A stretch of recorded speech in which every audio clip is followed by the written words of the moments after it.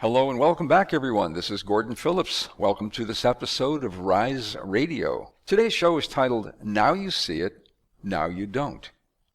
We're going to take a look at discernment, awareness, perception, why you see what you see, why maybe what you see isn't what you're really seeing. Maybe you're being told what you're seeing and you believe it, so even though there's a conflict between what you're told you're seeing and what you're actually seeing, you believe what you're being told you're seeing, even if it conflicts with what's right in front of you. Is that even possible? Well, think about what magicians do. Famous magicians on TV or even in a nightclub act. You're sitting in the front row, they're standing right in front of you on the stage, pulling a rabbit out of a hat. And you're determined to figure out how they do it. You're looking right at them. They didn't materialize this rabbit from another universe. You know the rabbit was there. They show you the inside of the hat. They tip it towards the audience. You can look. They stick their hand down inside the hat and rattle it around. There's nothing in here. It's an empty hat. And they put a handkerchief over it, tap it with a wand, and pull a rabbit out of the hat. How'd they do that? Well, they did it through redirection. They did it by taking advantage of the way we perceive reality, or the way we believe we perceive reality. Whereas actually, if over a period of time, a period of our lives, using media such as television, we can repeatedly be shown things that aren't true, we can have our entire way of perceiving reprogrammed in such a way that we can be mildly, dare I say, hypnotized into believing everything we're told, and that what we're being shown is in fact the truth, the whole truth, and nothing but the truth. Especially if it's done in a way that, dare I use the term brainwashing, a bit of a strong term. We'll just say conditioning, okay? Mentally conditioned into accepting the truth because it's so authoritative. So for as long as I can remember the evening news, it doesn't just start out with some guy or gal sitting behind a microphone with some papers in front of them and say, "Hi, this is Bill Johnson, here's the news. Well, today this happened and that happened and this happened and that happened, and I'll be back tomorrow night with some more of what happened. See you later." That's the news, right? It could easily be. No, we have pretentious, bombastic, deep announcers with deep voices. Tonight, the evening news with Bill Johnson. Dun, dun, dun, dun, dun, dun, dun. It comes flying in, and the sparkling lights and shimmering, gleaming, and it's all turning, and all of a sudden the camera goes right to Bill Johnson. Today in Baghdad, President, who talks like that in the real world? Can you imagine Bill Johnson at home around the dinner table? Today, Billy Johnson got an A in science, and Mary Johnson, please pass the peas. I mean, people don't talk like that in real life. It's all conditioning. It all lends the air of authoritative, fact-based, reality. It's important, very important. These very important people, very severe, looking at you with a very nice tie, telling you important things about what just happened, and you sit there and go, "Oh, okay, that's what happened." The best place to hide anything is on TV. Let me give you an example of what I'm talking about. Back in early 2000s, it was 2003, United States invaded Baghdad. I think this was the first time they invaded Baghdad. And on December 13th, 2003, Saddam Hussein was shown on live television being brought out of a, quote, spider hole in which he had been allegedly cowardly hiding from the American troops. And one of the U.S. soldiers bragged that he had punched him in the face when he pulled him out of the spider hole. And the person they pulled out looked very bedraggled, long, just scruffy-looking beard, matted hair, looking bewildered, tired, old. We were told this was Saddam Hussein. And not long after that, Saddam was hanged for war crimes. Well, guess what? That wasn't Saddam Hussein. You say, "Oh, come on, Phillips, how can you prove that?" Well, I don't have to prove it. If the evidence is of your own eyes. So think of it logically. Saddam Hussein, whether he was the world's greatest guy or the world's worst tyrant, was nonetheless the leader of Iraq, one of the recognized nations of the world. And when you're the leader of a big nation, you are photographed constantly You can't turn around without the cameras going off. You imagine to this day, President Trump, how many times is a photograph taken every day? Every time you shake hands, you smile, you lift your hand to your face, you scratch your forehead, somebody's taking a picture of you, right? All day long. Well, you go back to as recently as 6 months prior to that invasion of Baghdad, and you'll find photographs of Saddam Hussein standing on a balcony somewhere, waving to the admiring throngs. There's one in which he's holding an AK-47 up in the air. I remember seeing that. And he's got a gleaming smile, $30,000 Hollywood smile. They all might be implants for all I know. Beautiful, beautiful, perfect, like little chiclets, perfect, gleaming white, even teeth. Hollywood teeth. Well, what about the Saddam Hussein they pulled out of the spider hole? Oops. Broken teeth, craggy, misshapen, overlapping, many colors off from white. And the ears weren't the same. And no two humans have the same exact ears. So that wasn't Saddam Hussein. I don't know who it was. It was a double. As all great leaders, great or otherwise, all leaders have doubles, body doubles. That's been well known for decades. We all sat there, millions of people worldwide, being told that was Saddam Hussein.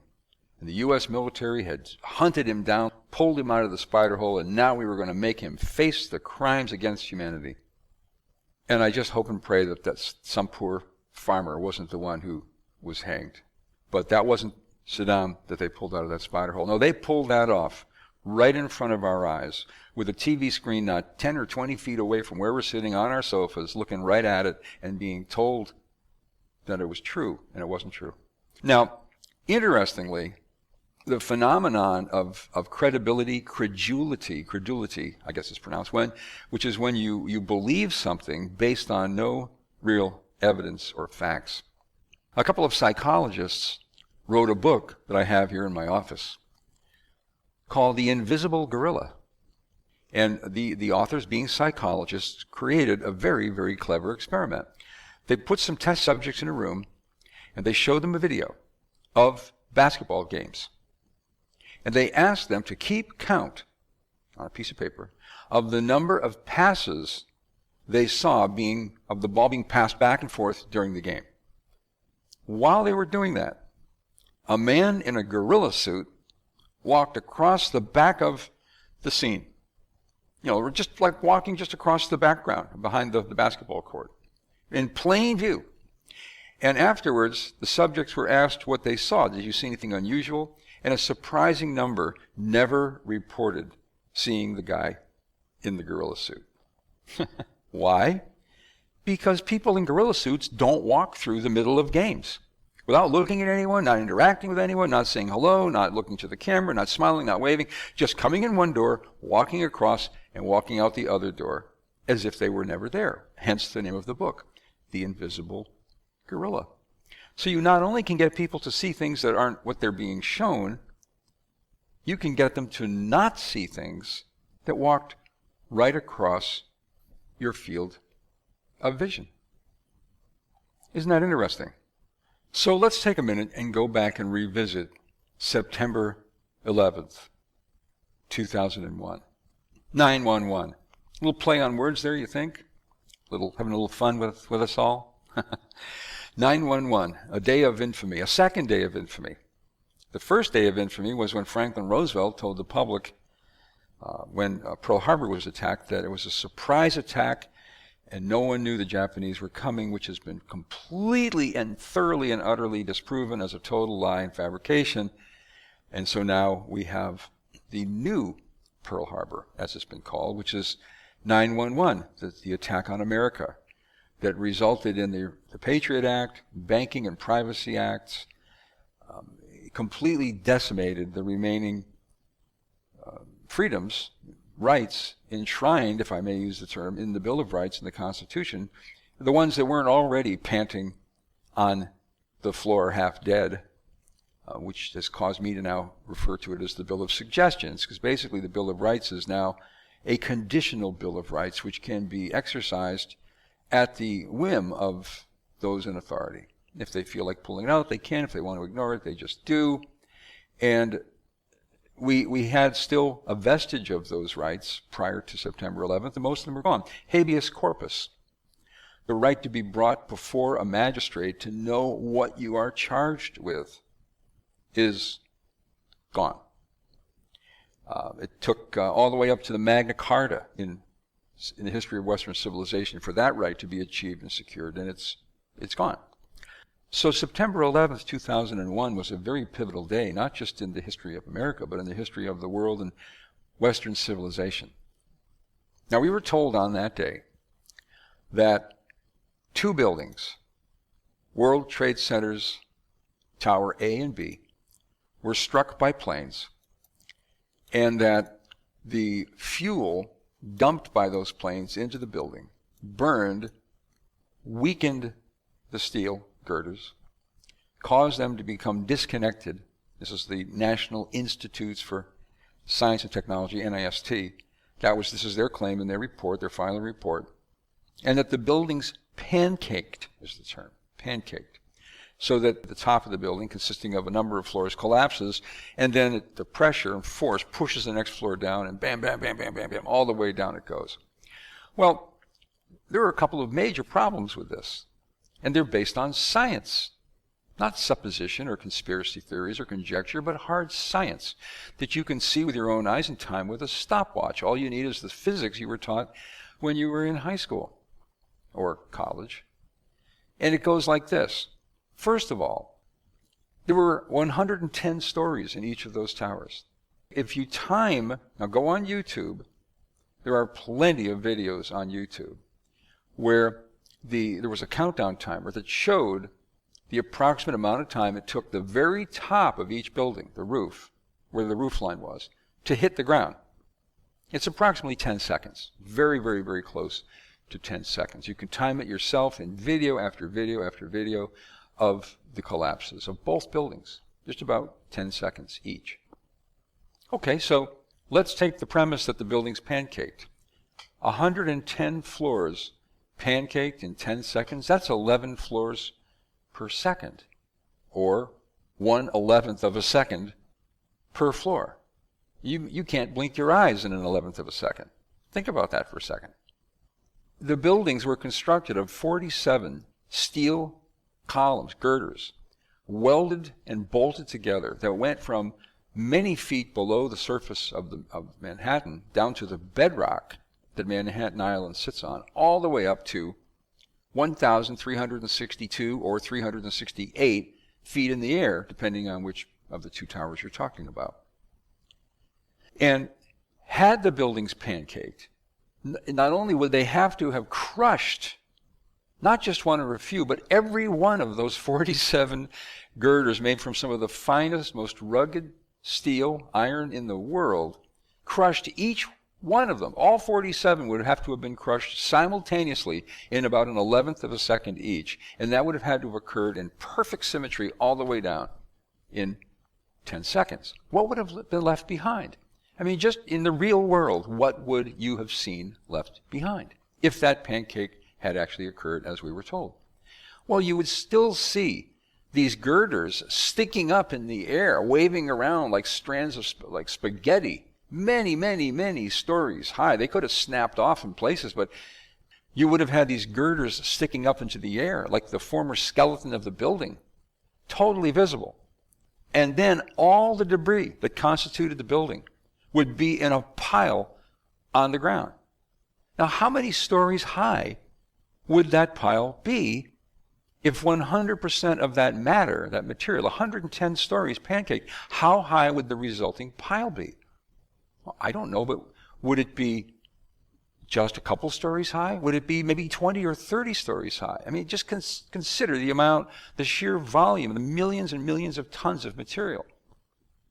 It would have been a small mountain of stuff left over with these spindly columns still winding up into the air. Well, that's not what we saw. There was a relatively modest debris field. There was thick layer of dust, powder, whatever you want to call it, all over the streets of Manhattan, and almost no debris left whatsoever. How can a building disappear in midair as it's falling in plain view?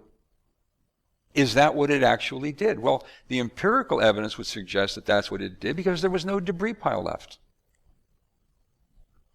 But let's go back and use just plain good old physics. So I learned in physics about the acceleration of a falling body at roughly sea level at Earth's surface, which is 36 feet per second, the acceleration of a falling body.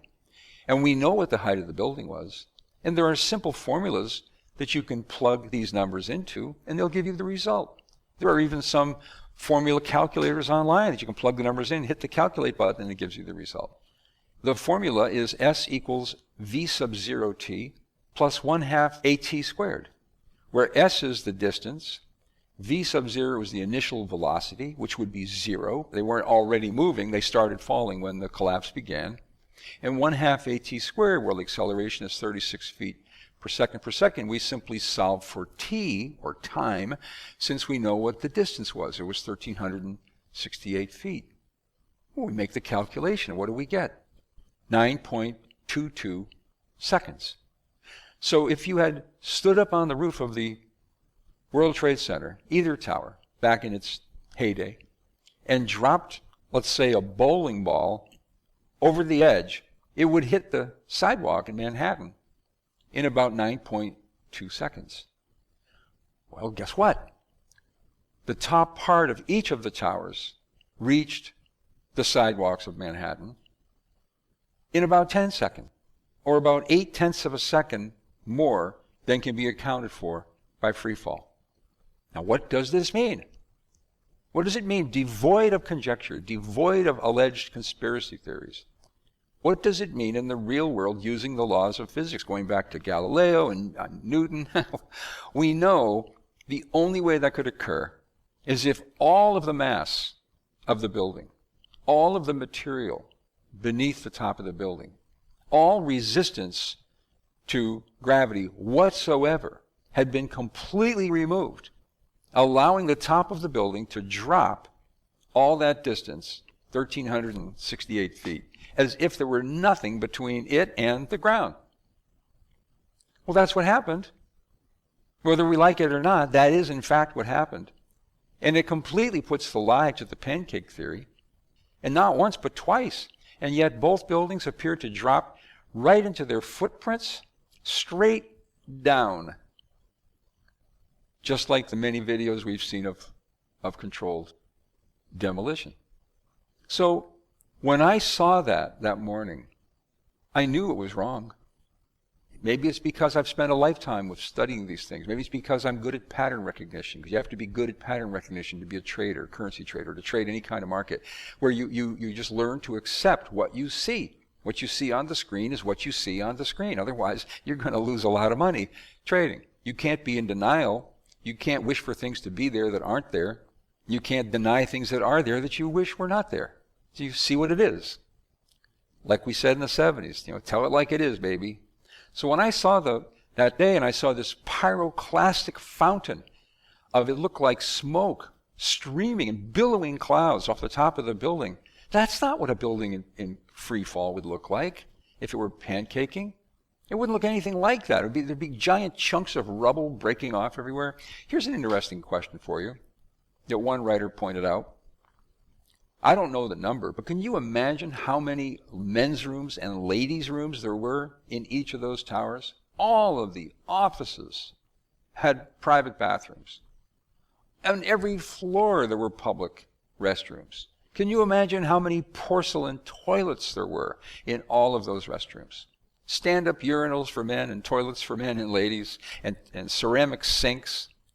Do you know there wasn't a piece of any ceramic toilets that could be found afterwards? One firefighter said he couldn't find a piece of anything bigger than the size of a telephone keypad. Where did it go?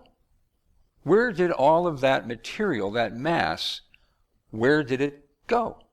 Why was there no debris pile? Why were there no spindly columns waving up into the air? Why, when you go back and look at reruns of the collapses, you can see parts of the building almost evaporating before your eyes in plain view. What technology could have been used to have accomplished that? And then, as if that weren't rare enough, one scientist quipped, the odds of that having happened, as was described by the government, are 1 in a million. Well, that's just an expression, 1 in a million. My friend's a great guy, he's 1 in a million. Well, maybe, a million's a round number, right? Well, so we'll use a million. Well, what would be the odds of both buildings coming down the same way, allegedly pancaking, but doing it in 10 seconds, leaving behind no debris field? And the odds of each one doing that being 1 in a million. Well, now we're up to a million. Well, that's a trillion. 1 in a trillion. But wait, as they say, there's more. Because at 5:25 p.m. Eastern Time in New York City, on that same day, September 11th, 2001, a third building fell neatly into its own footprint.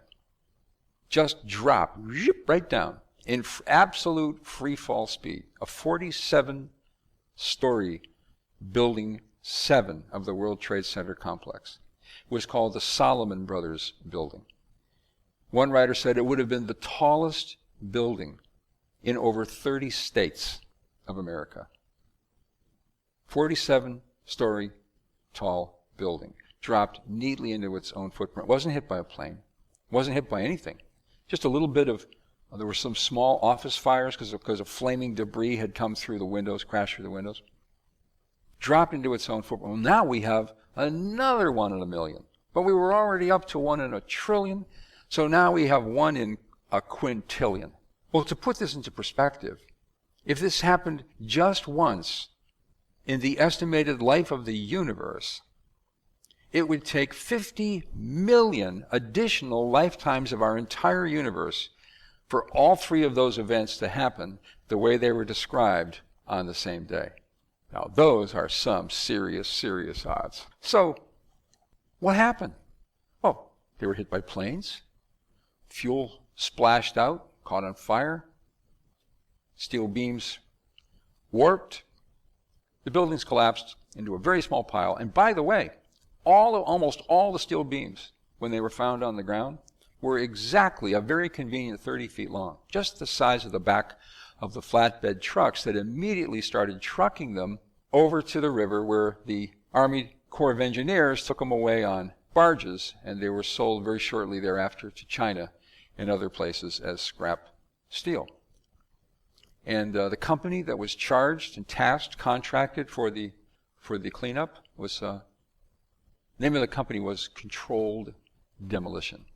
The same company that was brought in to clean up after the bombing of the Murrah building in Oklahoma City. Speaking of which, let's talk about that for a second. We were told that this anti-government radical patriot guy named Timothy McVeigh blew up the building with fertilizer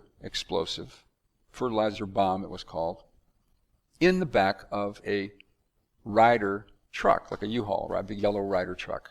And the whole front of the building had been blasted off completely. Well, what's wrong with that picture from the point of view of physics? Could that possibly have been true?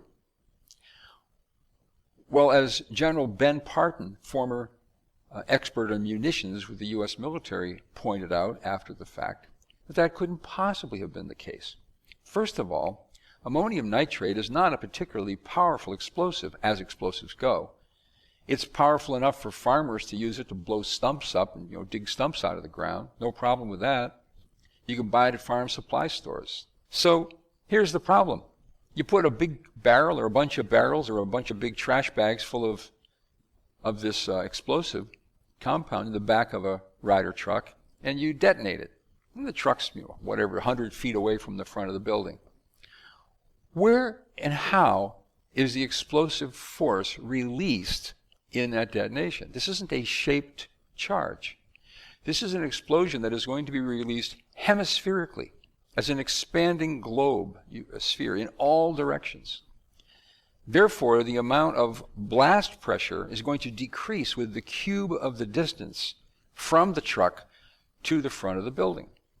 And so General Parton figured out what the overblast pressure would have to be above and beyond Earth's atmospheric pressure in order to sever in half solid steel columns holding up the front of the building. And it was vastly, vastly greater than the amount of pressure that that bomb could have exerted by the time it reached the front of the building. So we know, using the laws of science, that that truck bomb did not blow off the front of the Murrah building. Now, there's plenty of evidence of strangers walking around in the building in the days before, dressed in work outfits and work shoes and in unmarked vans, coming and going, carrying big spools of wire. Well, the same thing was seen in New York City prior to 9/11. The previous weekend, the public hasn't been told, the entire complex was powered down. Totally powered down. No power to the elevators, no power to the lights, no power to the doors.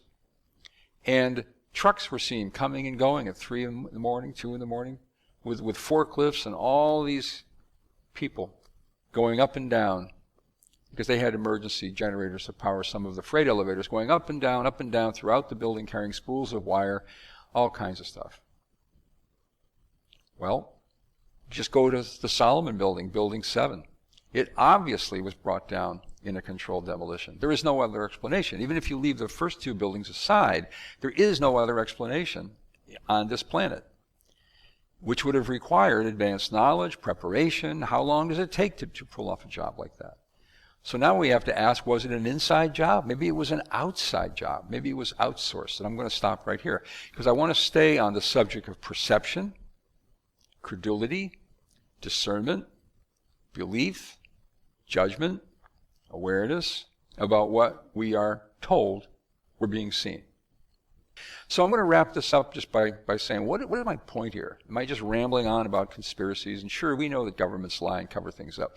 My point wasn't about what other people do to deceive us, or trick us, or manipulate us, or mislead us, or partially inform us, spinning in a little bit of deceit, which if we had known that part of it, would have completely changed our perception of the rest of what they told us that was true. It's called spinning in intelligence parlance, lingo. No, what I'm talking about here is not what other people do, it's what we do, what we take responsibility for in our lives, of really accepting responsibility for what is real and what is not real, to the best that our senses can help us discern that. That we don't sit there on our sofas just allowing this light-emitting beam to wash over us like a science fiction movie, where we're not engaged in rational thought, we're not engaged in perceptive analysis. It's a one-way communication. And brainwave studies have actually shown that people watching TV after about 30 seconds go into a very mild state of not hypnosis, but it's just unquestioning passivity of reception of information. And boy, all you got to do is just sit in front of that thing for 30 years, 4 hours a night on your rear end, and you become a completely different person by the time you get into your adult years. And you've been marinated in this perceptually managed belief environment, like this hologram of managed reality, to the point where you can be made to believe almost anything. And then, to make it even more sophisticated, you introduce into this managed environment the illusion of dialogue, of dissent. It's the Republicans versus the Democrats. It's the blacks versus the whites. It's the young versus the old. It's the immigrants versus the natives. It's the factions. It's the fight. It's the ping pong game they're playing inside your head. They get you to focus on all of these different warring factions, where all of this is taking place unbeknownst to you under the tent of The Truman Show. Great movie. Where everything you're seeing is being managed, just like the magician pulling the rabbit out of the hat. But because you're allowed the freedom of choice as to which of the warring factions you side with, you don't pay attention to what's the big picture. You're watching the ball getting passed back and forth on the basketball court, and you don't see the gorilla walk across the back of the room. So I would encourage each and every one of you to make sure that you're being discerning in what you're being told on television, in the public schools, perhaps even to a degree, and this is very controversial, even from the pulpit. Make sure that what you're being told has a basis in fact and reality, because a people who can be made to believe something can be made to believe anything. And that kind of a populace can be as easily steered and managed as a herd of sheep. So I'll leave you with a thought. It's funny. It's kind of a visual gag, but it really helps to reinforce the point I was making about who's working with whom in managing your perception of reality. What's their agenda? Does the magician have an accomplice? Is he doing it with mirrors? Is there someone off stage feeding him the rabbit? You didn't notice, right? So here's the scene. It's a New Yorker magazine years ago, and it's a cartoon. And in the cartoon, there's a small flock of sheep walking away from you, walking off into the distance. And on one side of them, with their back to you, herding them, is a man. And on the other side, there is a sheepdog. And in the foreground, one of the sheep has turned around and is looking right at you, the reader. And he's got an alarmed look on his face. And he's saying something to someone just off the screen, right? He's saying, no, you got to believe me. I'm sure of it. The man and the dog are working together. Okay, I hope this was useful. And I'll be back with another fireside chat sometime soon, hopefully on another topic that will help us all to be better stewards of reality and do a better job of educating ourselves and passing along this education to our children, because they are going to need to be very discerning